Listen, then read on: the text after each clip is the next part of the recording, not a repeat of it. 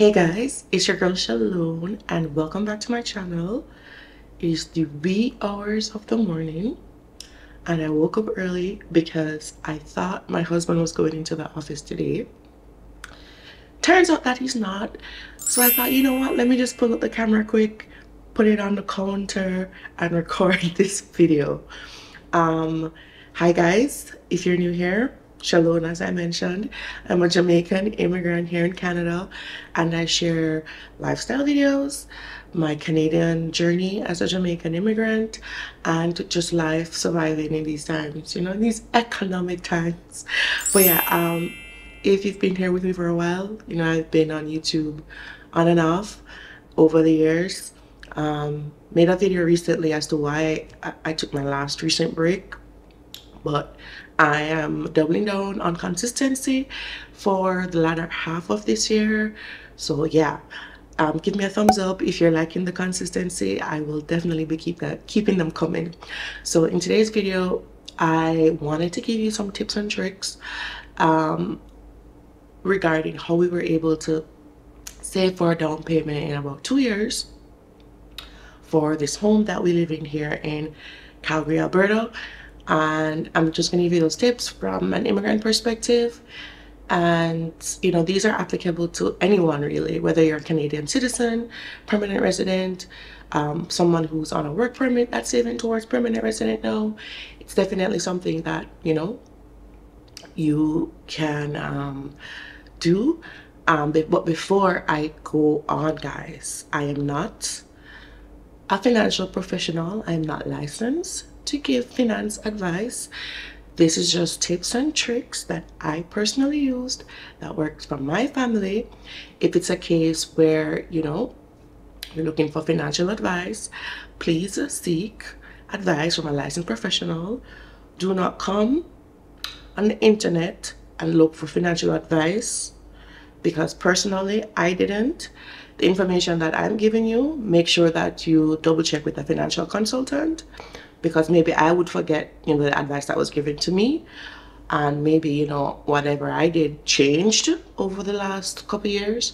So please double check, fact check before you take my word as truth. Okay, so this is just my personal advice, please. So disclaimer. All right, number one, I would say the first thing that I did is I took advantage of deals that were available to newcomers. So as a newcomer, I personally chose RBC. I did my research, as I mentioned.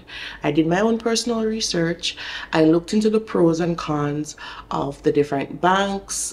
I personally just chose RBC because at the time I liked the credit card that they offered. They offered $2,000 to newcomers, which when I did the math and thought about our, you know, our expenses for the month, I just thought that $2,000 would be more feasible than maybe like a $500 credit card, you know. So that's one of the reasons why I chose RBC. Of course, it's a major bank and they had some really great deals for newcomers, which I mentioned, which is that credit card, which was about it. But they also offered financial advice, and that's one of the reasons why I chose RBC. No guys, RBC is not paying me to make this video. My channel is way too small. But I really like them because they offered financial advice. When I was looking around at the time, I didn't really see well, yes, other banks probably did offer financial advice, but I like that RBC, it was so readily available to me. I could just go on, schedule it, and at the time it was like, I want to say it was even pre-pandemic. Yes, it was pre-pandemic, where you could actually you know, meet up with this financial advisor, and they'll go over your portfolio and go over your financial outlook and give you tips and tricks. So utilize the newcomers deal that the big five, but well, that the banks offer, whichever one. It doesn't have to be a big five bank. Utilize newcomer deals, consult with a financial advisor and get some advice. And I didn't mention, but yes, they're typically free. You should not be charged for getting financial advice. I am drinking my coffee that I made from home as well, guys. I don't really buy coffee anymore. Yeah. I would say number two is create a budget and stick to it. And I'm not gonna sit here and be a hypocrite. There are times when I did not stick to my budget, and I definitely like I definitely did buy a lot of guilty purchases over the years. So I'll say make sure that when you're budgeting, be realistic with your budget. For me, there's always a shopping allowance in my budget, guys, because realistically, life is, if like I don't have that kind of discipline where I just buy groceries, I pay my bills, and I get through the month. I don't want to live that kind of life. I want to, like, you know, see a nice little shirt here and get it, or oh, this is something nice around the home, you know. For example, the other day I went to Home Depot and I bought like a rug, a small rug for the home. Or, you know, when I went to Home Depot, I was like, oh, I should probably buy some drawer liners, because I didn't actually get a chance to line the drawers in the kitchen yet. So I was like, you know, those kind of stuff. So be realistic with your budget and try to stick to it as much as possible. This is a financial tip as old as time. Even if you're not necessarily like going in and like updating, itemizing everything that you've spent for the month, try your best to have a remembrance of what your budget is so that you don't overspend. It's pretty much just something to help you be accountable. That's the idea of a budget. I use Simply Quicken. I'm a digital girl. All of my purchases are made digitally. That's what works best for my family, because I like to automate my bills and I like to get points. The other day, like, I saved so much money on flights because I personally choose to use a credit card, because I have discipline to not like rack up thousands of dollars in credit card bills. So that's why I choose that route for my family. But think about what works for you. If that's the envelope system where you're putting your money in some envelopes and putting it away, then that's what you do. Now, this is something that I used to do when I just started. This is something that I do now, even as I have ventured into home ownership, and that's thrifting, guys. Find your discount stores. My personal favorite is Marketplace, Facebook Marketplace. There are so many things I have bought on Marketplace that have saved me money. For example, new kids' snowsuit are like over $100. And let's say you need 4 pairs. And yes, 4 pairs, because typically when your kids are in daycare, you have to leave a snowsuit at daycare permanently, and then you need one at home. So that's 2 per kid. So that's 4 snowsuits. That ranges from $100 to $150. Yes, could I go out and buy 4 snowsuit brand new? Yes. Is it logical when you have kids that probably use them, wear them a couple times, outgrow them and only wear them for 1 season? Not really. So I went on Marketplace and I bought like 4 sets of snowsuits for like $100, where actually like $80, because maybe one set was $20, another set was like $15, another set was $10. So with just that alone, I've saved like over $400 just by just thrifting some snowsuits for the kids. So I'm not saying that you should thrift everything. Personally speaking, I don't, but wherever I can, I do, because it saves me money. I'm actually gonna go thrifting for some sweaters. I want to go either today, maybe not today, or tomorrow. It's winter's coming, and that's something that I did when I just came. I remember when I just came, I thrifted some sweaters, and it's kind of been a tradition of mine to like just go to the thrift store to see what kind of sweaters I can find. I bought furniture off Marketplace. I've been very transparent with you guys over the years. I bought a $10 bed on Marketplace when I just came here. So just thrift where you can, and you'll be surprised of the finds that you can find on Marketplace and in thrift stores, and you'll save a lot of money. Another thing that I did as well when I just came here is using public transportation. And the reason why I want to highlight this, guys, if you come here during the winter time or summertime, don't be quick to buy a vehicle. And the reason why I say that is when you buy a vehicle, there's no going back. When you buy a vehicle, there is no going back. So take the bus for as long as you can tolerate. I'm not out here saying take the bus for your entire time here in Canada, but if it's something that you could do, or if you can rent somewhere that's close to public transit. For example, at one point we were thinking about renting something that was like close to like a train stop. And personally, guys, we even rented downtown at one point, but it was kind of too late for us because we had already bought a vehicle. And I remember thinking about how much money we would save if we didn't have that vehicle at the time. So that's why I said, don't buy until you have to. You know what I mean? We needed the car because we had a kid, but regardless of that, let's say, you know, we didn't have a kid, or you do, and you know, you're just trying to save some money within the first year, maybe rent somewhere downtown. Let's say if somewhere closer to transit is like an extra 100 or 100 extra 150 or even $200 per month, guys. It's worth it to be closer to where you're commuting to, because if you spend that extra $200-300 to be close to work, where you could walk to work, when you think about how much money you're spending on a car, and not just a car, the car insurance, you're paying like $300 alone on car insurance per month. So when you think about the gas and the cost for the car, you're going to be saving so much money by just choosing to rent somewhere that's closer to transit, where where you can actually utilize public transit and save. So that's actually a really great tip. Rent somewhere close to the transit. Try and hold off on the car for as long as you can. For us, it wasn't very long because we had a baby. I came here pregnant, so it just wasn't very feasible for us. And honestly, guys, what propelled us to buy the car was we were on the public transit, and this person looked like they were stoned out on drugs, came up to us with our son, and I was like, nope, I'm not taking my kid on public transportation again. So that's what really pushed us to buy a car. Now, this is something that a lot of people won't tell you. There are a lot of community resources that you can utilize as a newcomer, and I got a chance to find out about them because I was pregnant. So typically when you're pregnant, they'll ask you questions like, you know, how's life at home, etc., etc. And because at the time my husband was working, and I was the only one that was working at the time. Like I mentioned to you guys, in my previous video, I didn't know that we were low income. You know, the nurse at the time would like give us resources and recommend us to like a social worker. And like looking back, yeah. But anyways, they recommend us to like social services and things that are available to us.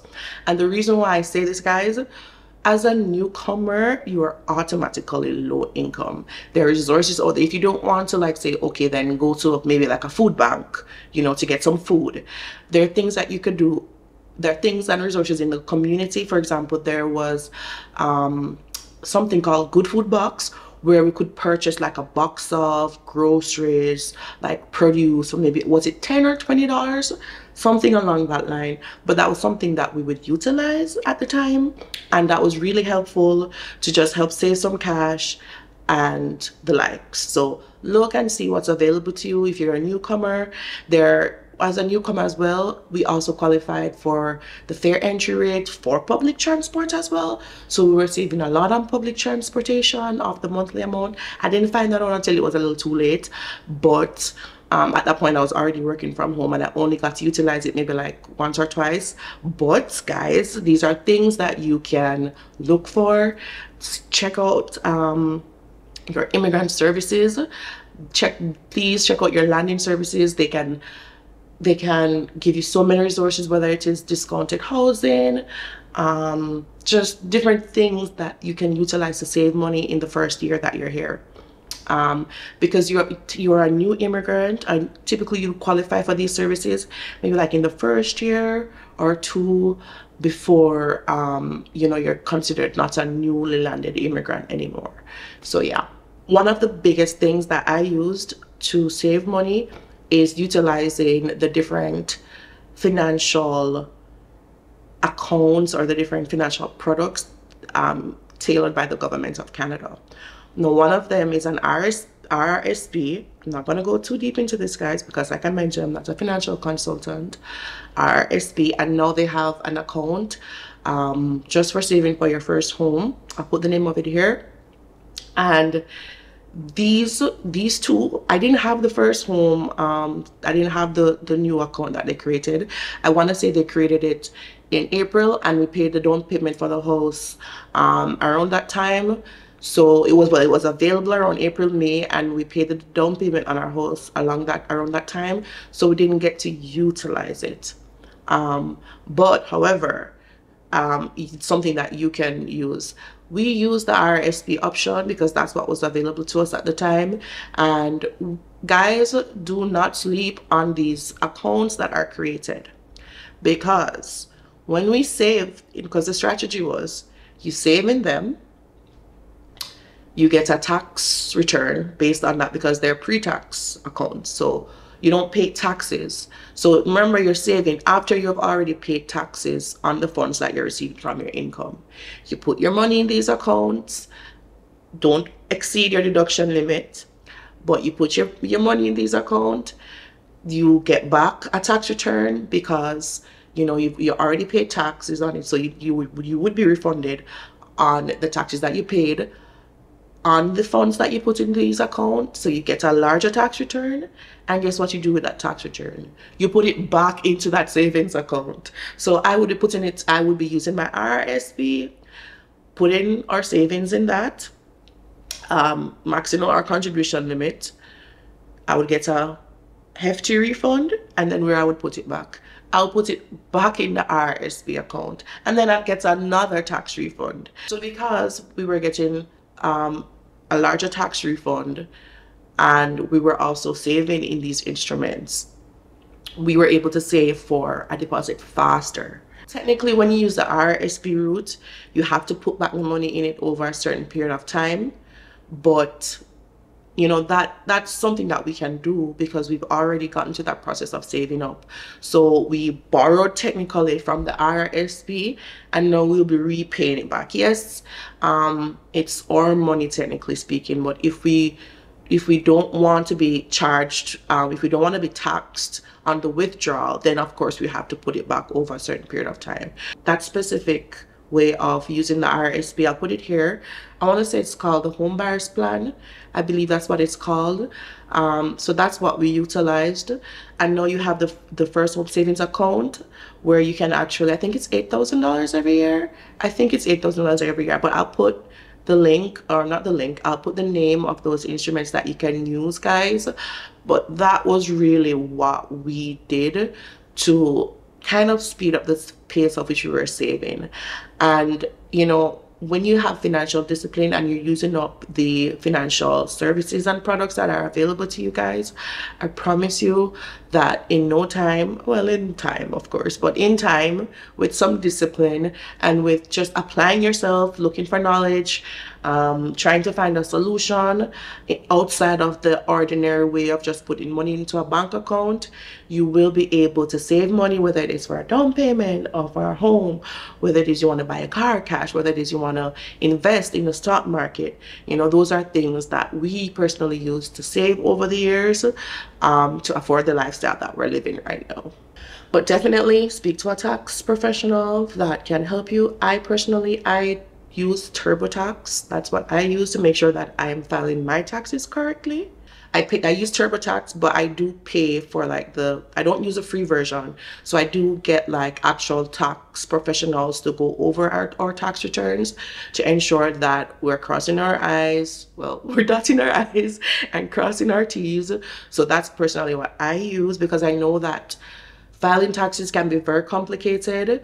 So I don't want to just leave that up to my own, what I know, because like I mentioned, we're new here. I mean, over time, yeah, I do have an understanding of what should be included in the tax return, but I still use the paid version because at no point in time do I want CRA to audit me and they're like, oh yeah, you owe them, we owe them money. So personally, I do that so that in case CRA decides to audit, I have my ducks in order and our family is secured. Because yeah, so pay for the paid version if you're unsure, or pay a tax consultant to do your taxes for you.